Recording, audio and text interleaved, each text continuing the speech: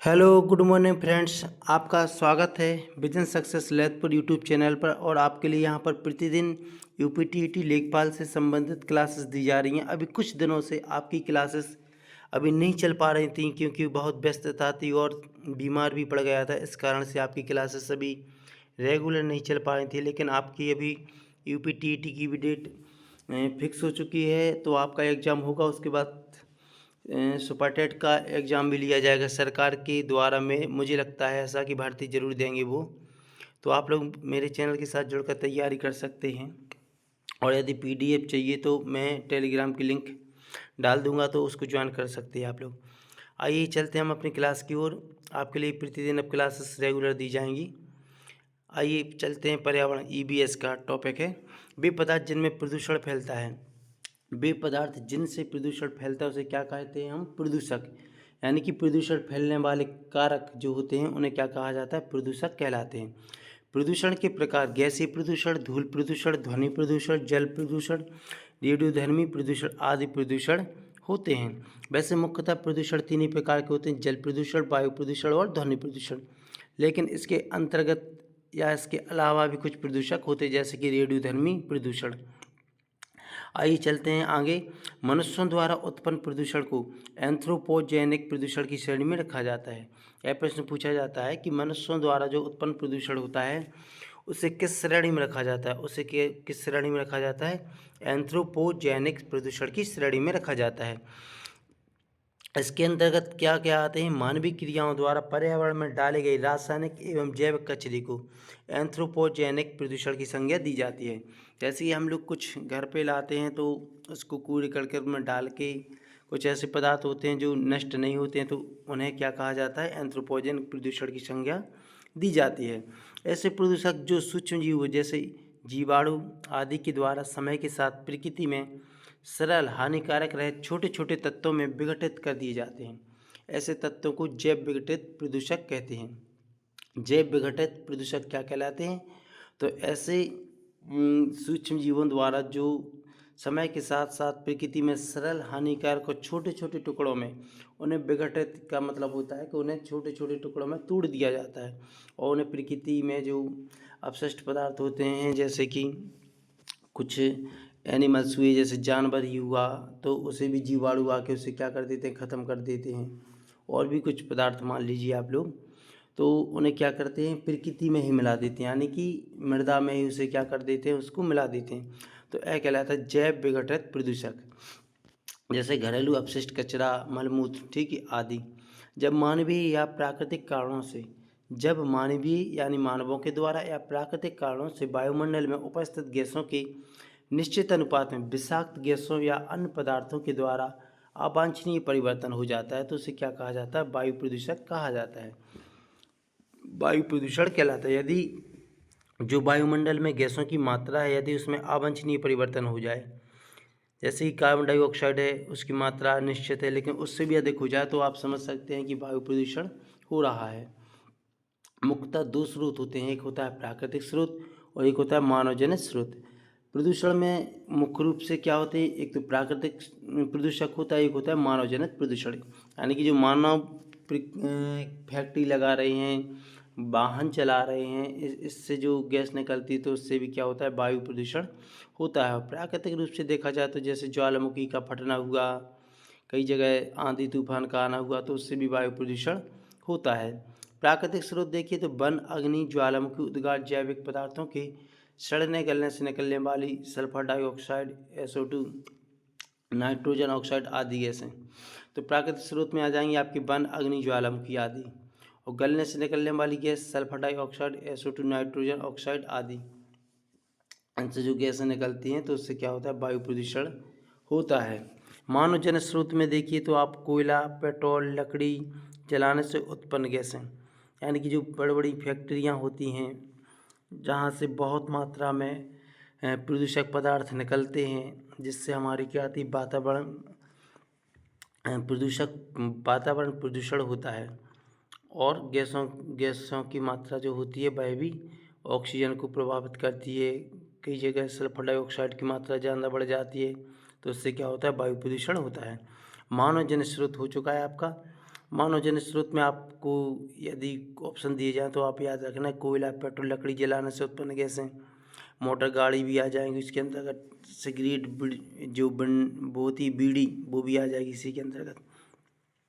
आइए आगे चलते हैं। ऑक्साइड एवं नाइट्रोजन डाइऑक्साइड गैसें सूर्य के प्रकाश में हाइड्रोकार्बन के साथ अभिक्रिया करके सारे द्वितीयक प्रदूषकों को जन्म देती है। इसका कहने का मतलब यह है कि ऑक्साइड एवं नाइट्रोजन, तो धुएं में उपस्थित नाइट्रोजन ऑक्साइड एवं नाइट्रोजन डाइऑक्साइड गैस सूर्य के प्रकाश में हाइड्रोकार्बन के साथ अभिक्रिया करके कई सारे द्वितीयक प्रदूषकों को जन्म देती है। जैसे ओजोन, फॉर्मेल्डिहाइड, पेन, ये क्या होती हैं आपकी, ये द्वितीयक प्रदूषक गैसें होती हैं। यह प्रश्न पूछा जाता है इसलिए मैंने इनको अपने नोट्स में लिखा है। ओजोन और पेन, एक क्वेश्चन आता है कि ओजोन या पेन किस प्रकार के प्रदूषक हैं, यह प्राथमिक ना होकर द्वितीयक प्रदूषक कहलाते हैं। मोटर कार, सिगरेट, वाहनों द्वारा अधूरी जलने के कारण निकलने वाली रंगहीन गैस कार्बन मोनोऑक्साइड कहलाती है। यह प्राथमिक प्रदूषक के अंतर्गत आती है। यदि पूछा जाए कि कार या मोटर कार या वाहनों द्वारा जो अधूरी जलने के कारण जो गैस निकलती है वह कौन सी निकलती है, कार्बन मोनोऑक्साइड। और किसके अंतर्गत आती है, आती है आपकी प्राथमिक प्रदूषक के अंतर्गत आती है।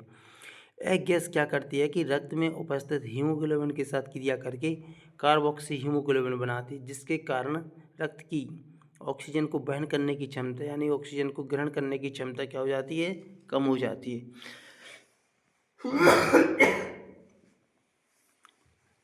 अभी तबीयत ठीक नहीं है, इस कारण से आपकी अभी क्लासेस भी नहीं दी जा रही थी, अब थोड़ी थोड़ी ठीक होता जा रहा हूँ।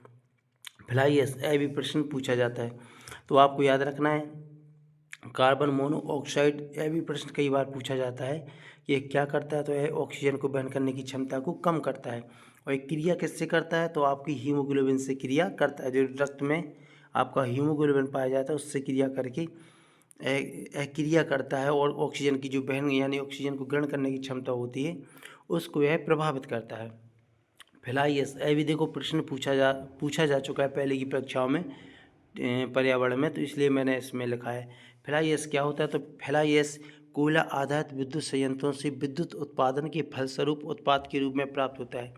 इससे भी श्वसन संबंधी रोग होते हैं।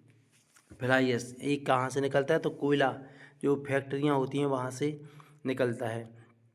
शैवाल तथा कवक के द्वारा निर्माण होता है लाइकेन का। यह भी प्रश्न पूछा जा चुका है कि लाइकेन का निर्माण कहाँ होता है, तो लाइकेन का निर्माण होता है शैवाल तथा कवक के द्वारा लाइकेन का निर्माण होता है। और लाइकेन पेड़ों की छालों पर उगे हुए होते हैं। यह पर्यावरण प्रदूषण के अच्छे सूचक होते हैं। यदि पूछा जाए वायु प्रदूषण या पर्यावरण प्रदूषण के सूचक क्या होते हैं, तो यह होते हैं आपकी लाइकेन। यह प्रश्न पूछा जा चुका है और यह रिपीटेड प्रश्न है, कई बार प्रश्नों में आता है। इसीलिए जैसे फ्लाइएस हुआ, लाइकेन हुआ और कार्बन मोनोऑक्साइड हुआ, इससे रेगुलर प्रश्न ये रिपीटेड होते हैं, इसलिए मैंने आपके लिए इसे अपने नोट्स में इसको लिखा है। इंडोर वायु प्रदूषण का सर्वाधिक महत्वपूर्ण प्रदूषक होता है रेडॉन गैस। इंडोर वायु प्रदूषण का सर्वाधिक महत्वपूर्ण प्रदूषक होता है रेडॉन गैस। यह पूछी जाती है। रेडॉन एक रंगीन गंधीन रेडियोएक्टिव अक्रिय गैस है और यह गैस क्या करती है, यह गैस फेफड़ा कैंसर के लिए उत्तरदायी होती है। रेडॉन कैसी गैस होती है, एक अक्रिय गैस होती है, रंगीन गंदी, लेकिन यह हमारे शरीर में जाती है तो हमें क्या करती है, यह शरीर में जाके फेफड़ा कैंसर के लिए मुख्य उत्तरदायी गैस होती है। कोयला, पेट्रोल, डीजल आदि का दहन मूल स्रोत है वायु प्रदूषण। यदि पूछा जाए कि कोयला, पेट्रोल, डीजल आदि का दहन मूल स्रोत होता है वायु प्रदूषण। स्मोक प्रकाश रासायनिक यानी धूम, कोहरा, स्मोक और फॉग के मिलने से बना होता है। जो कोहरा बना होता है स्मोक वह बनता है प्रकाश रासायनिक और धूप आदि मिल जाते हैं तो क्या बन जाता है, स्मोक। आप लोगों ने देखा होगा कि दिल्ली में जो गाड़ी वाहनों से प्रदूषण निकलता है और सूर्य के किरणों से वो क्या करता है, क्रिया करता है और इस स्मोक को जन्म देता है यानी कोहरा बन जाता है। वे वायु प्रदूषक जो प्रदूषक स्रोत से सीधे वायु में मिलते हैं प्राथमिक प्रदूषक कहलाते हैं। वे वायु प्रदूषक जो प्रदूषक स्रोत से सीधे वायु में मिलते हैं प्राथमिक प्रदूषक कहलाते हैं। जैसे कि carbon monoxide, carbon dioxide, sulphur dioxide, ये आपके कुछ एग्जाम्पल हैं तो आप याद रखना है किसके अंतर्गत आती हैं, आते हैं आपके प्राथमिक प्रदूषक के अंतर्गत। ऐसे वायु प्रदूषक जो प्राथमिक वायु प्रदूषकों तथा वातावरणीय पदार्थों की क्रिया के फलस्वरूप उत्पन्न होते हैं वह कहलाते हैं द्वितीयक प्रदूषक के नाम से जाने जाते हैं। ऐसे वायु प्रदूषक जो प्राथमिक वायु प्रदूषकों तथा वातावरणीय पदार्थों की क्रिया के फलस्वरूप उत्पन्न होते हैं उन्हें कहते हैं द्वितीयक प्रदूषक नाम से जाना जाता है। जैसे कि O3 यानी कि ओजोन का सूत्र होता है रासायनिक O3। PAN PAN peroxy acetyl nitrate. प्रश्न पूछा जा चुका कि पेन किसके अंतर्गत आता है, तो आपको याद रखना है पेन और ओजोन जो आपकी ओजोन परत को नुकसानदायक होती है, तो ओजोन और पेन द्वितीयक प्रदूषक के अंतर्गत आते हैं। कंप्रेस्ड नेचुरल गैस, इसका CNG का फुल फॉर्म पूछ लिया जाता है, तो कंप्रेस्ड नेचुरल गैस संपीड़ित प्राकृतिक गैस। इस गैस का मुख्य घटक होता है मीथेन। लाइकन तथा मास दोनों वायु प्रदूषण के अच्छे सूचक होते हैं। तो आपके लिए इस वीडियो से बहुत महत्वपूर्ण प्रश्न कराए जा चुके हैं, जिसमें से लगभग आशा है कि 1 या 2 प्रश्न जरूर पूछे जा सकते हैं। तो आप लोग मेरे चैनल के साथ जुड़कर अपनी तैयारी को बेहतरीन बना सकते हैं। चैनल को सब्सक्राइब करिए, ज़्यादा से ज़्यादा शेयर करिए। आपके लिए UPTET की फ्री तैयारी कराई जाएगी।